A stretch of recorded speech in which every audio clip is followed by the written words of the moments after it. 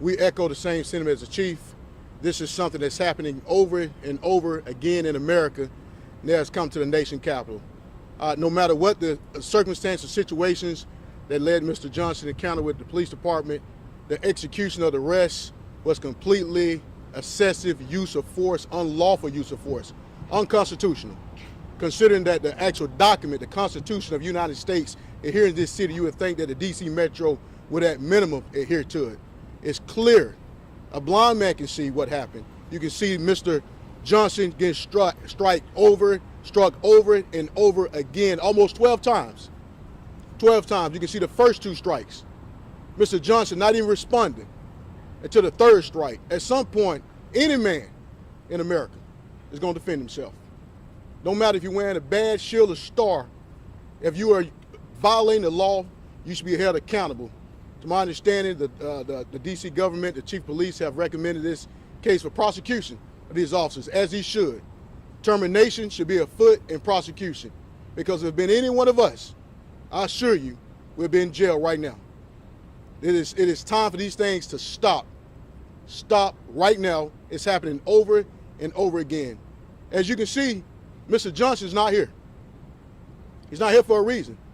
Mr. Johnson suffered multiple fractures in his face, broken nose, fractures in his face, and currently scheduled for a surgical intervention. He spent last night in the hospital.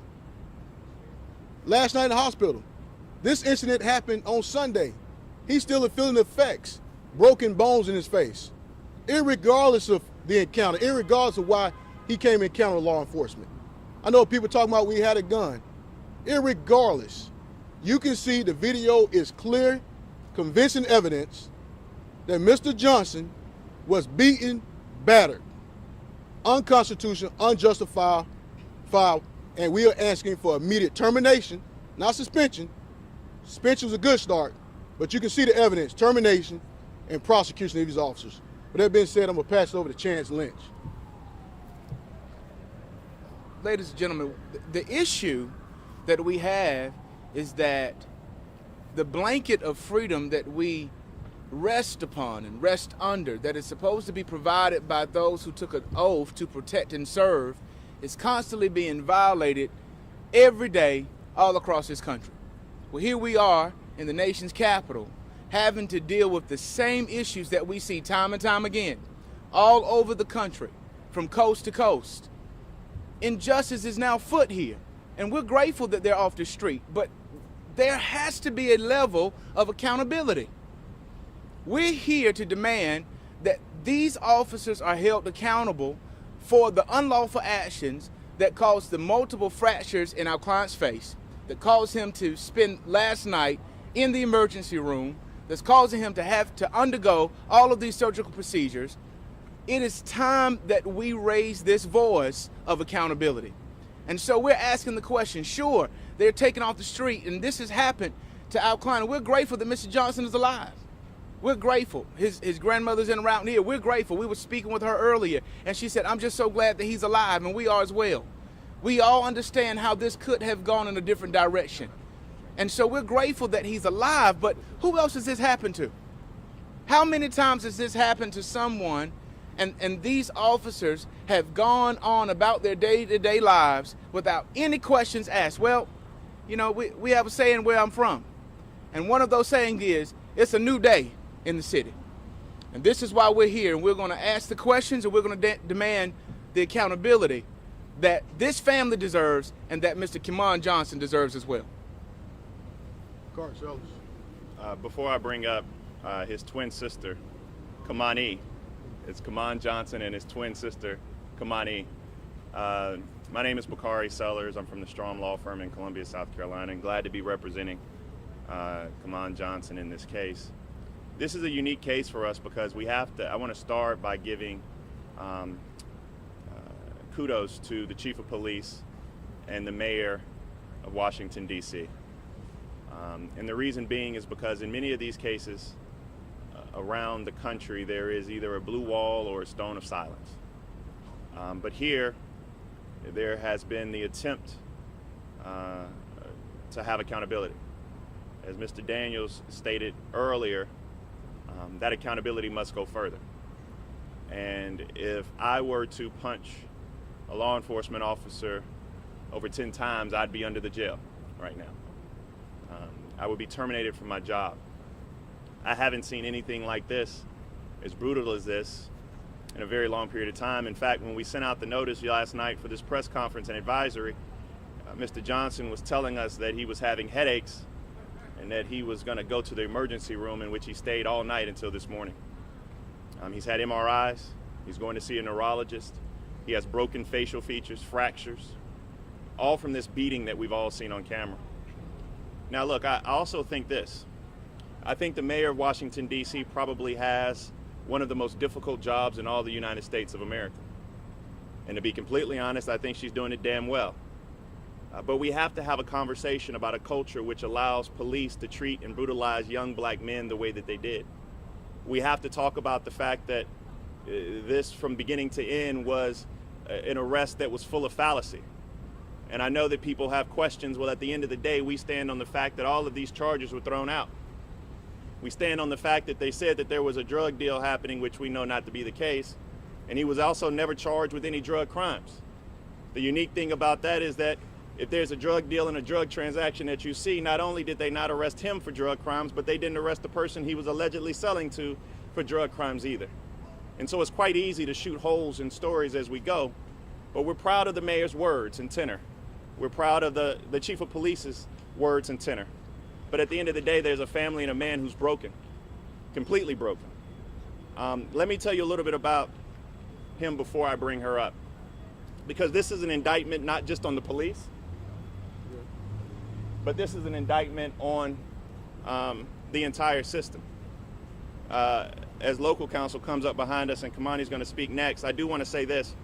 You have a young man, a black young man from Washington, D.C., that just graduated from Savannah State University. I want you all to know the totality of this man.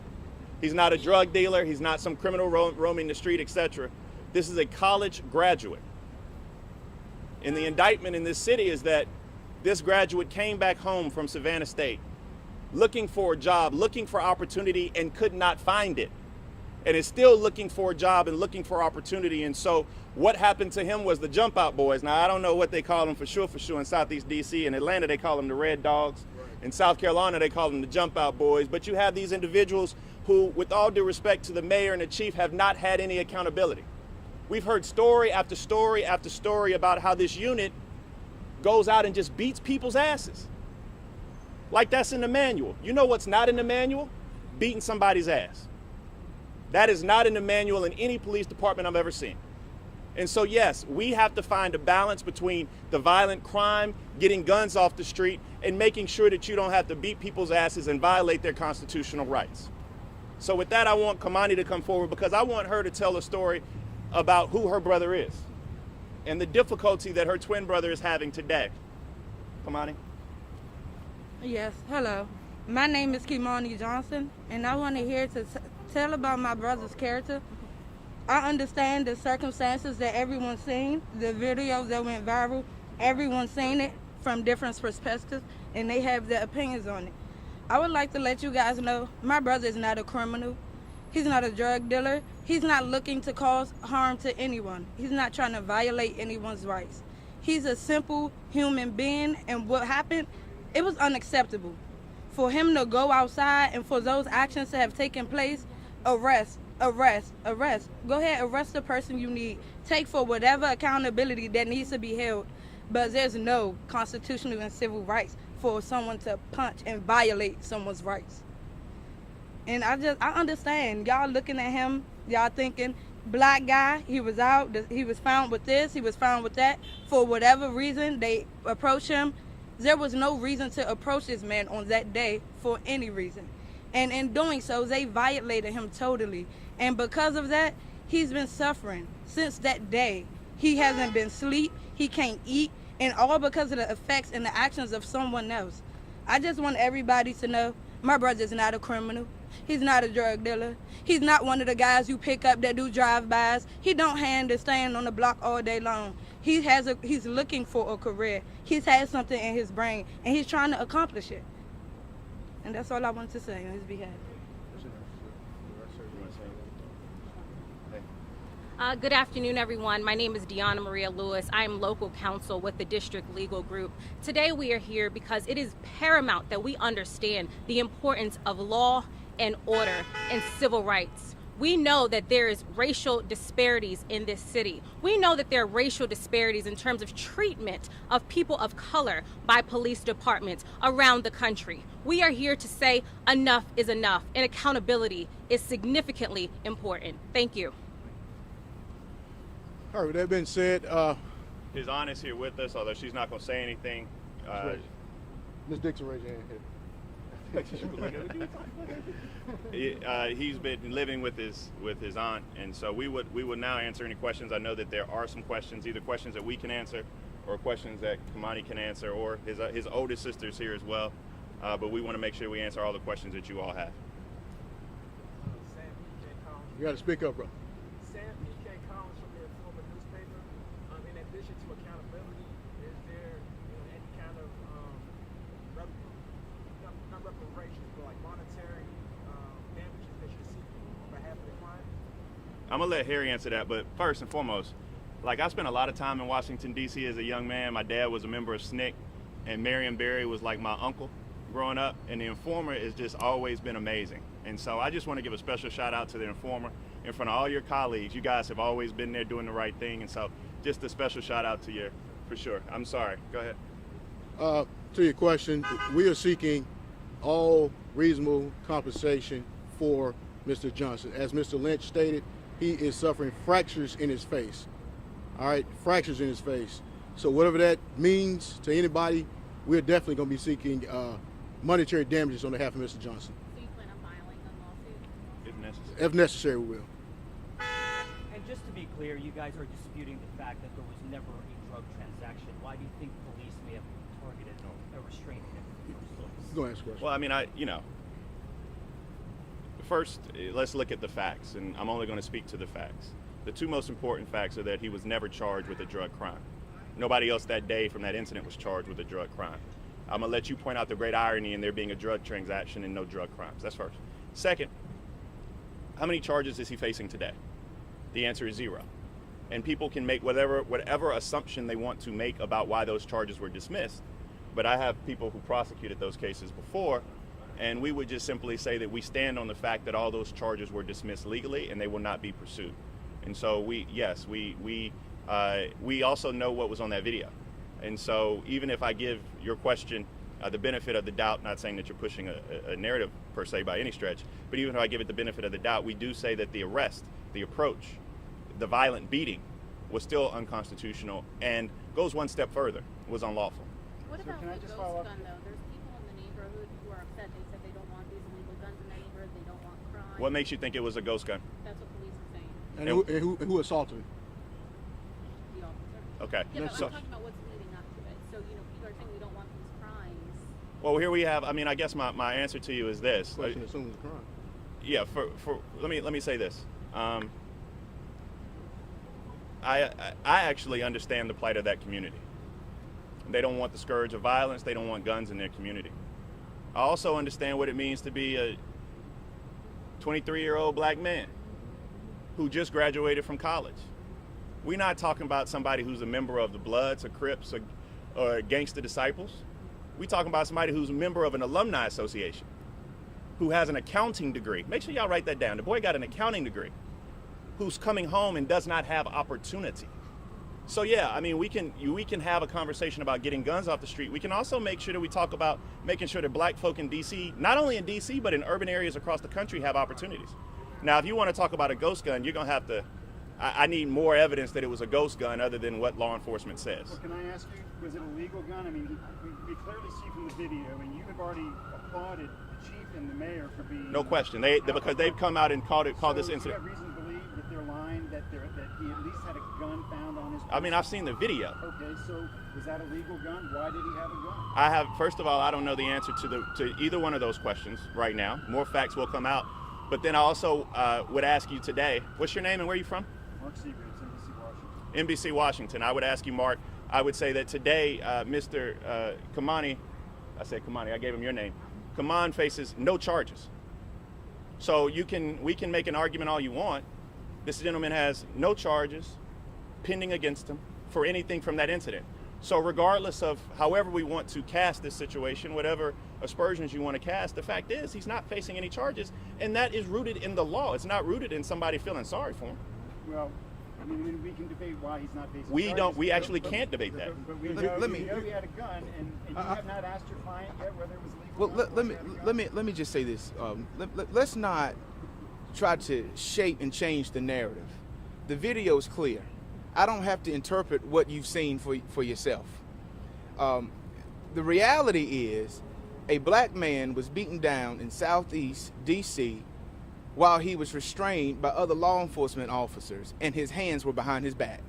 Now, if you want to write a story, let's not shift the narrative. The narrative is, be it whatever law that they say that he broke, which is the same charges that were dismissed, that he's not facing now, and you're receiving information from the assailant, from the one who committed the crime. Mr. Johnson is not on trial. He's not even under investigation. He's not even under investigation. It's these officers that's under investigation. And so I know that you got a story, and I respect that, but let's not change the narrative. We have a 23-year-old man with a degree who was beaten down while being restrained by law enforcement officers, the same ones who took the oath to protect and serve him. And there was also, and before, hold on, let me put a fine point on this. And at no point did they say, before they approached him, that they saw a weapon. So we gotta, if you're gonna lay out the facts, let's just lay it all out clearly. Any questions over here? Go ahead, right here.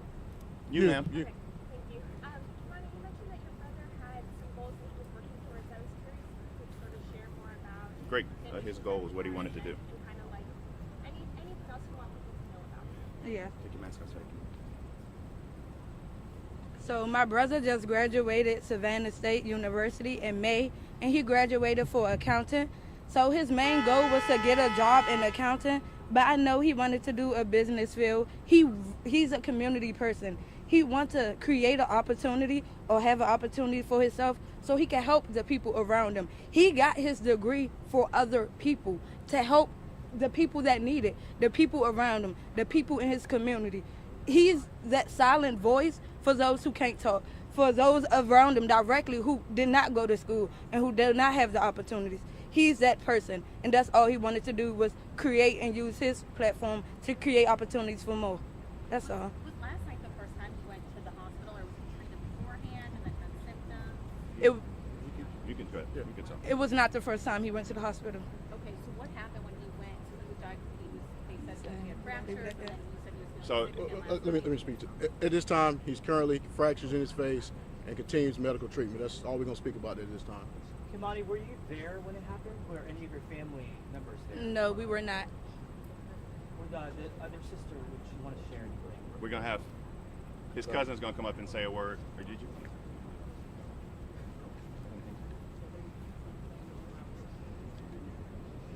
Hello, my name is Angela. I am Kimon's first cousin. I'm extremely upset at seeing what happened to my cousin. We see it all the time, but to see it happen so closely to someone I love is disturbing. We've seen multiple times where justice is not in place, but I want to see justice happen for my cousin because he did not deserve this at all, and it is clear as day on the video. Clear for others as well. It's clear as day on the video. They dropped all charges as they should have. They should have never assaulted him the way they did, and I want justice. All right, two more questions. Can we get Angela's last name? I'm sorry. Johnson. Johnson. We're gonna let's. Anybody else? Anybody else before we come back to you? Can you release any pictures of his injuries, him in the hospital, or anything that?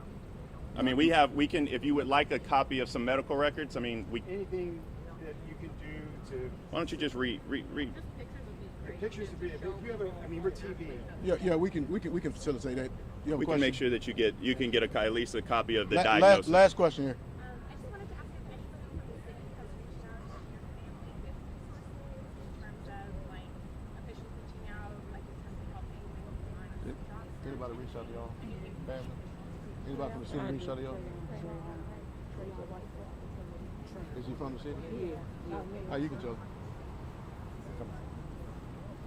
I'm sorry. Yes, Mr. Trayon White has reached out to Kimon, providing opportunities. How do you spell your first name? Kimani. Do you guys live in the neighborhood? Do you stay in that neighborhood? Right Yes, we're very familiar with that neighborhood. We're also familiar with those police harassing that neighborhood constantly. All right. Thank you, guys. We're good. We're good. We'll send out we'll send out a screenshot of a medical record with his facial fracture diagnosis. I'm not disputing the medical record, just pictures if it's His injury. Yeah, we shy away from medical records. Yeah. Just putting them on TV for obvious reasons. Yeah, Okay. just So- pictures of A like picture the of press. his injuries would be our preference, if that's possible. Will you, And if you can have you the get actual video, the shot the emails video. so I can send these pictures out? Sorry? Shot the video. A bystander, the same person. If you get this gentleman here, your email. I'll have that as a video that he shot. What's easier, email or The two. I have one. What do you want that the one he shot? Is it for? Can you send that? I mean, who do you? Yeah, I mean, I can.